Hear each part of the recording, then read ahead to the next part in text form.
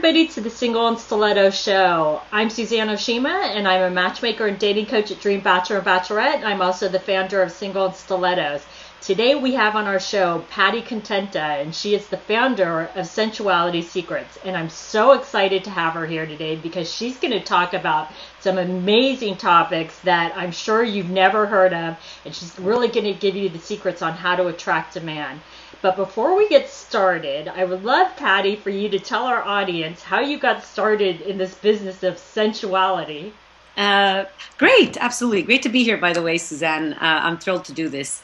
So it basically, it was catapulted by a divorce. I went through a divorce, and when I realized that I need to get back into the whole dating scene again and gain my confidence back, I felt like I had no tools, something that I thought was so natural that I was doing when I was in my 20s. I said, okay, now I'm like 30 something, and now what? And I basically I realized that the woman that I am on a competitive ballroom dance floor, because I am first and foremost a competitive ballroom dancer. I own a ballroom dance studio. It's what I spend most of my livelihood doing and coaching in. I noticed that I was this really sultry, mysterious, alluring woman. And I said, I wonder if I can be this in everyday life. And will that help me in my dating scenario? And I started to first journal everything that I do on the dance floor. So I looked at how I walked, how I moved, how I touched myself. And then I started with myself and saying, well, let me try this now. So I'd be standing in line at Starbucks, at a bank, walking down the street and applying all these tips, and noticed that I was getting a lot of attention. And then I said, okay, now I know it works with me, and maybe it's because I'm so aware of my body, because I'm a dancer. Let me try this on people that don't have the same background. Right. And then I started to do this with a bunch of women, some friends and others, and I realized they were getting the same results. So that's when I said, okay, this makes sense. Let me start putting it together with an ebook and then DVDs and so on. And I realized that it's just helping women to get back into their feminine, flirtatious, playful side that we've kind of forgotten because we're so much in our masculine in our everyday lives because of the things that we need to do and get accomplished. So I sort of developed that first as a personal way because I needed help, and then started to share that with other people, and so there you have it. Wow, that's amazing. So that's great. Okay, so today's topic, we're talking about the 3 biggest body language mistakes women make when they're trying to attract a man. So Patty, tell us the 3 biggest mistakes women make. Okay, so the 3 biggest mistakes that I've written about are, and I'll mention them first and I'll explain them in detail. Okay. Legs apart. Okay. Arms and elbows out, and leaning forward. Okay. So now I'm going to describe all 3 and why this is important. Ultimately, if we understand that the meaning of sensuality is about really someone who focuses on receiving the pleasures that the senses provide you with, of being feminine and approachable and alluring and creating the kind of environment that draws a man in and not pushes him away. There's something about your nonverbal that is being expressed, whether we like it or not. We're always communicating something. So we can make those are 3 sort of things that I notice comes up a lot. So the leaning forward is ultimately, it's about if even when I'm talking to you, if I sort of lean in and I'm discussing things with you, I sometimes go there when I'm teaching, but we don't realize that as a woman, when we get into this forward-leaning position, that it can come across a little bit more confrontational. So when you're asking a question from this position, so, what happened to you here? And you're sort of going into his space, and you may notice that he will sort of lean back.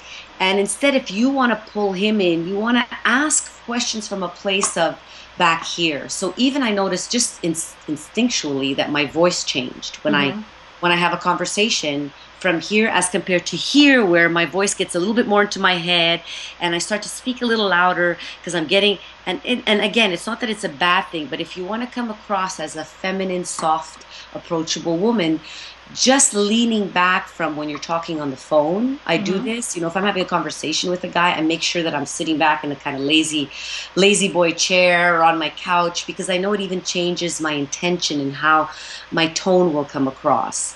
And so if I'm face to face or next to a man, I make sure that I'm leaning back because it changes the air that I show up as. I'm not coming across as someone that needs to know information, but more as someone that wants to share information information with you, if that makes sense. So would you say, though, in leaning back and leaning forward, that it's almost like when you're sitting in front of a man, though, that it's almost like a push-pull dynamic? Because sometimes a man will lean in, and you don't want to lean so far back that you seem almost uninterested. Am I right?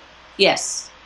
Yes, there is that idea. It's more just about, it changes your physicality when you're forward. It changes your tone of voice. It changes the tension in your body. So I'm not saying lean back to the point that you look uninterested, right? Like, oh, you're just another guy. No, it's more of, it comes from the feeling of having an air of, I want to know, I want to be open to hearing what you have to offer me.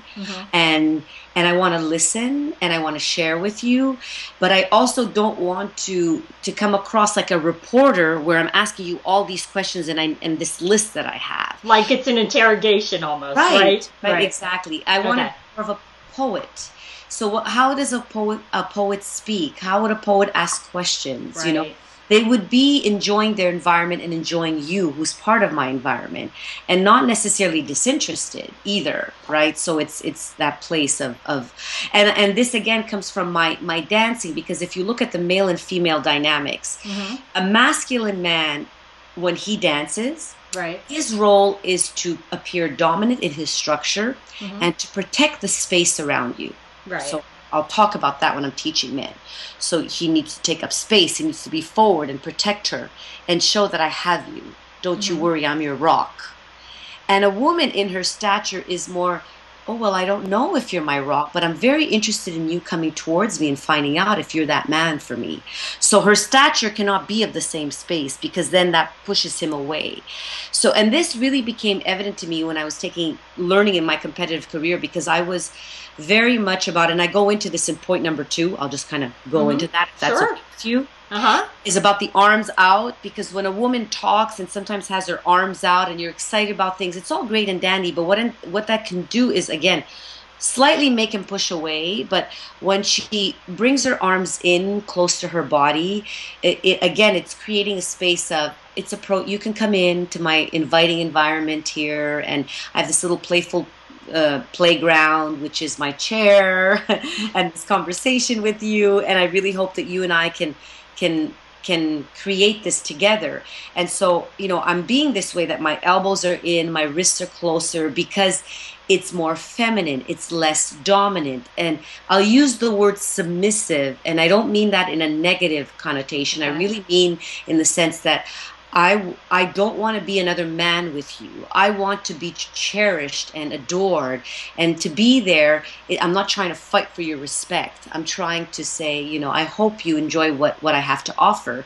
And so my physicality will be different.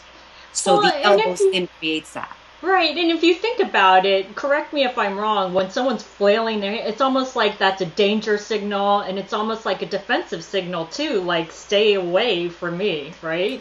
And he doesn't know where to come in. This became apparent to me as in my dance career. My coach, I was dancing a rumba, the most sensual dance you could imagine, and I'm throwing my arms out and I'm doing all these things, and he said, and he stopped the music and he came right up to me and he said, "Patty, do you love yourself?" And I said, yeah. Well, he said, well, you can fool me, because a woman who loves herself really is a woman that loves how she feels, that loves how her skin feels, you know, and I talk a lot about self-touch, because when you're out there and your arms are flailing, he doesn't know how he can come in. He's trying to find an opening. So even if it's not a question of, you know, the idea of you're pushing him away, it's also a question of, well, where do I come in? So when you bring the arms close to you, it creates an easy access, because the worst fear for a man is to say, well, if I'm going to come towards you and I'm going to start leaning in and asking you all these things, are you going to reject me? And I don't want to look like someone that's going to chop your balls off, you know. I want to come across as the woman doesn't mean I'm going to become accepting of everything that you have to offer me. Right. I do have boundaries, but I want you to at least feel safe to say, yeah, sure, come forward. Let me find out about you. Let's do this, you know.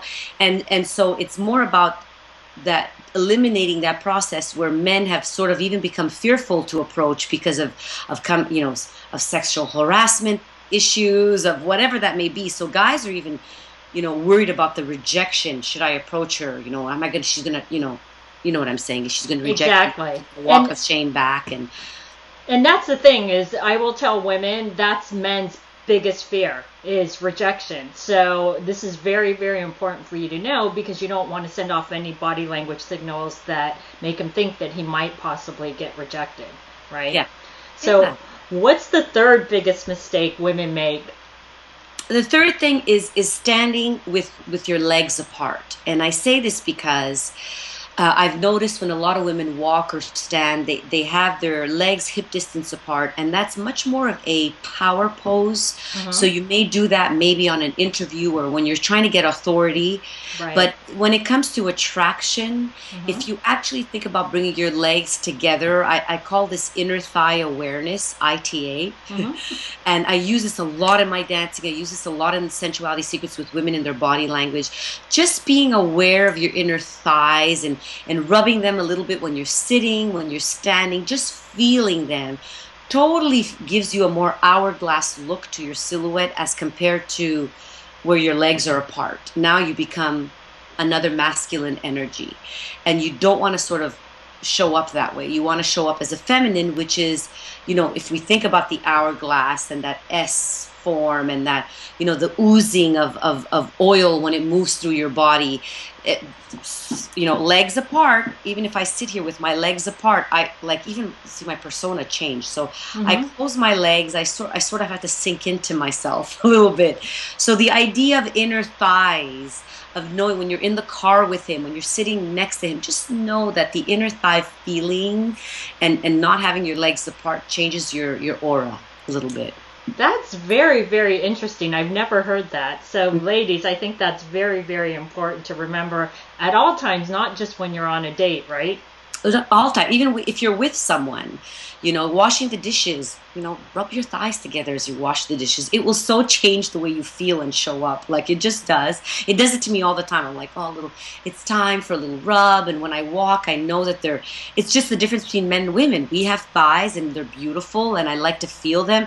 And a guy doesn't. He has something in between them that prevents him from doing that, right? Exactly. You can't do that. And all the better.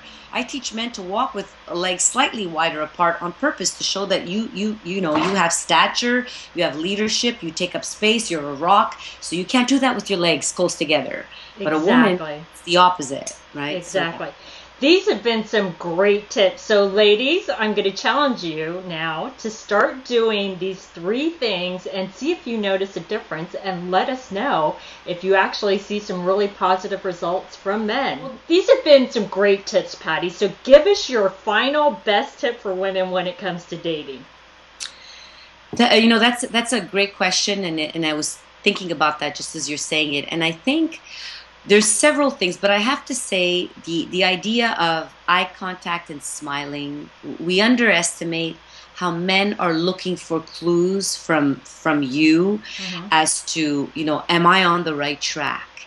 And eye contact and smiling, and my personal little favorite thing is self-touch, because it helps me relax in his space. So I'm always gently touching myself because it just reminds me that I have to stay in my feminine. And then I smile and I look at him. So it's the idea of eye contact, smiling, and self-touch that really helps me say, I'm here, I'm present, I'm in my feminine, and I'm with you. I love that, because those are 3 simple things, but every woman can do it, and it's not difficult to do, and I think that's great. So Patty, how can our audience find you? Because I know now everybody wants to find you because these have been some amazing tips. Thanks. They can find me on my website. I have lots of articles and information and videos, and my website is sensualitysecrets.com. And if they want to email me personally, they could email me at Patty, Patty, at sensualitysecrets.com. Great. Well, thanks, Patty, for being on the show. And thanks, ladies, for joining us on the Single and Stilettos show. Our show is available both in video format and podcast format. If you would like to view the videos, you can go to singleandstilettos.com. If you would like to hear the podcast, you can go to iTunes. And if you would like to get our free report on the top 10 secrets on what attracts a man and what turns him off, you can click right here on the video, or you can go to singleandstilettos.com.